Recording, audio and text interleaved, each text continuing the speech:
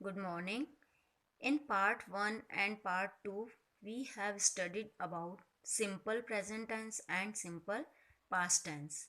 In this part, we will study about simple future tense. What is simple future tense? The sentence that show actions that will happen in the future are said to be in simple future tense. कोई भी sentence उसमें होने वाली action जब future में होने वाली होती है या हुई नहीं है अभी फ्यूचर में होने वाली होती है तब वह सेंटेंस सिंपल फ्यूचर टेंस कहलाता है। सिंपल फ्यूचर टेंस के कुछ रूल्स हैं और उसकी पहचान कैसे की जाती है। सिंपल फ्यूचर टेंस में जब शैल और विल आता है ना, तब वह सिंपल फ्यूचर टेंस होता है। जब भी किसी सेंटेंस में शैल या विल वर्ब के साथ आता है तो वह सिंपल फ्यूचर टेंस होता है। वी यूज शैल और will along with the verb to show future tense. Verb के साथ शैल और विल का यूज करते हैं जब तब वह फ्यूचर टेंस होता है। Shall is normally used with I and we. Shall जो है वह आई और वी, जब सब्जेक्ट आई और वी होता है तब शैल लगता है और उसके साथ हम वर्ब लगाते हैं। और जो विल का यूज़ है normally used with any other pronoun और नाउन। ये बाकी दूसरे जितने भी नाउन और प्रोनाउन होते हैं, है ना।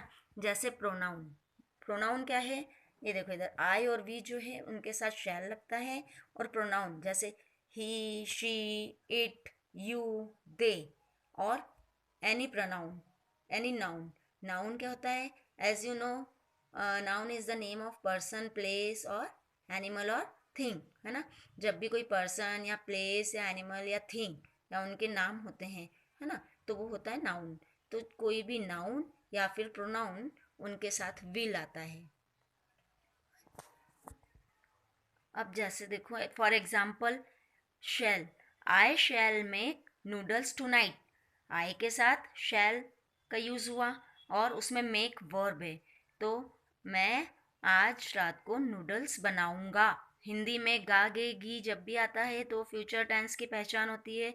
Just like that when in any English sentence shall come with a verb, then it's indicate that that sentence will be in future tense. Now example of will, my father will buy me some story books. My father is noun, है ना। you know that noun is the name of person, place, animal or thing. Here father is a person, है ना।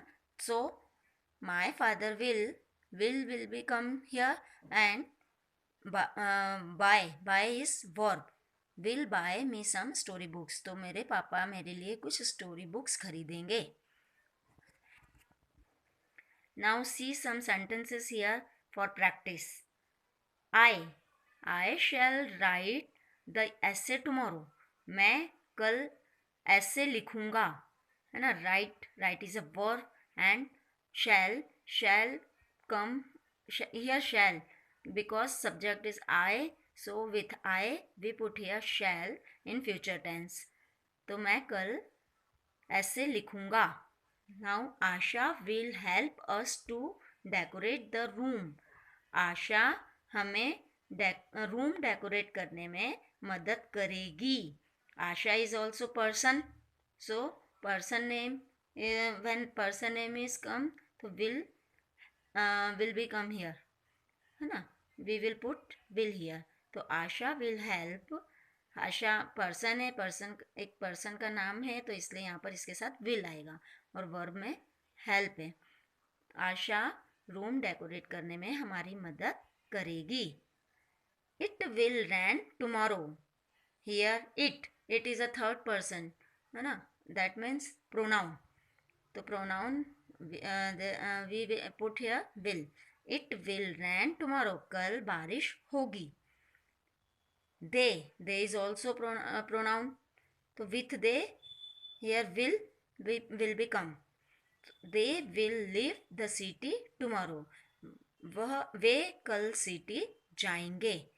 तो these are the sentence that indicate that shall and will. That's mean these sentences are in future tense. These highlighted verbs tell us about actions that will happen in the near future.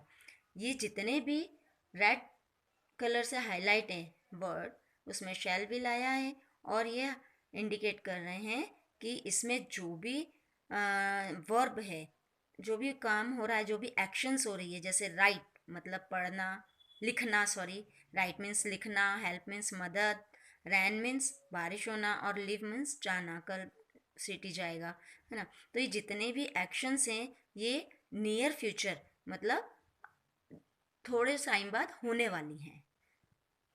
तो this indicate that these are sentences in of future simple future tense. Now we have finished all the tenses in this part here.